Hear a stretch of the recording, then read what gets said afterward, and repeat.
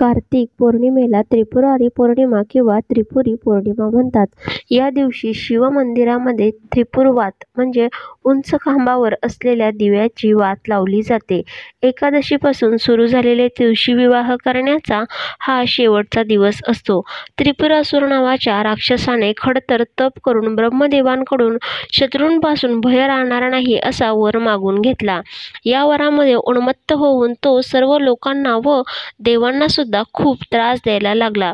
त्रिपुरासुराची 3 नगरे असून त्याला अभेद्य तट होता, त्यामुळे देवांनाही त्याचा पराभव करता येईना. देवांनी भगवान शंकरांची अखेर प्रार्थना केली तेव्हा शंकरांनी त्याची 3ही नगरे जाळून त्याला ठार केले. कार्तिक पौर्णिमेच्या दिवशी ही घटना घडल्यामुळे तिला त्रिपुरारी पौर्णिमा म्हटले जाऊ लागले. या दिवशी घरात, घराबाहेर व देवळातही दिव्यांची आरास करून पूजा केली जाते. तसेच नदीत दीपदान करून लोक आनंदोत्सव साजरा करतात. त्रिपुरारी पौर्णिमेसंबंधी 2 कथा आहे. त्रिपुर नावाचा एक राक्षस होता. त्याने तीर्थक्षेत्री मोठी तपश्चर्या केली आणि ब्रह्मदेवाला प्रसन्न करून घेतले.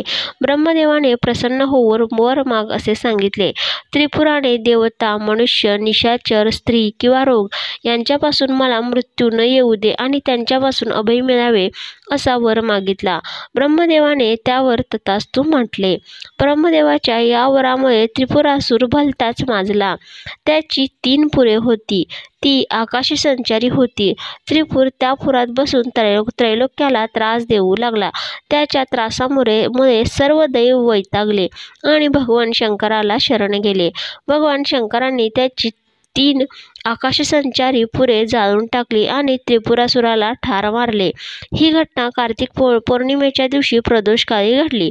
त्यामुळे कार्तिक पौर्णिमेला प्रदोषकाळी असेल त्या पौर्णिमेला त्रिपुरारी किंवा त्रिपुरी पौर्णिमा असे नाव मिळाले.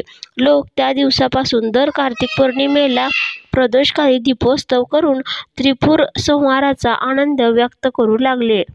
दुसऱ्या एका कथेप्रमाणे तारकासूर नावाच्या राक्षसाला ताराक्ष, कमलाक्ष आणि विद्युन्माली असे 3 पुत्र होते. मयासुराने या 3 पुत्रांसाठी 3 पुरे बनवून या तिघांना ती दिली. मयासुराने ही पुरे देताना त्यांना बजावले की तुम्ही कधीही देवांच्या वाटेला जाऊ नका, तसेच देवांचा कधीही अनादर करू नका. परंतु कालांतराने या 3 पुराधिपतींची बुद्धी चळली, त्यांना दुर्बुद्धी सुचली.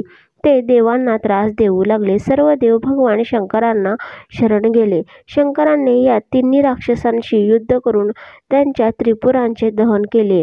त्यामध्ये ताराक्ष, कमलाक्ष आणि विद्युन्माली या 3 राक्षसांचा अंत झाला. त्यानंतर लोक आनंदाप्रित्यर्थ दीपोत्सव करू लागले. कार्तिक पौर्णिमेचा दिवस उत्तर प्रदेशात स्कंद जयंती म्हणून मानतात. या दिवशी स्कंद मूर्तीची म्हणजे कार्तिकेयाची पूजा करतात. कार्तिक पौर्णिमेस चंद्र कृतिका नक्षत्रात असताना जर स्कंदाचे दर्शन घेतलं तर ते महापुण्यकारक असते अशी भाविकांची श्रद्धा असते. तर मित्रांनो, ह्या झाल्या त्रिपुरारी पौर्णिमेच्या 2 कथा. अशाच नवनवीन व्हिडिओसाठी व्हिडिओला लाईक करा, चॅनलला सबस्क्राईब करा. तर भेटूया अशाच एका नवीन व्हिडिओसोबत. तोपर्यंत झालेली सेवा. श्री स्वामी समर्थ. महाराजांच्या चरणी रुजू. श्री स्वामी समर्थ.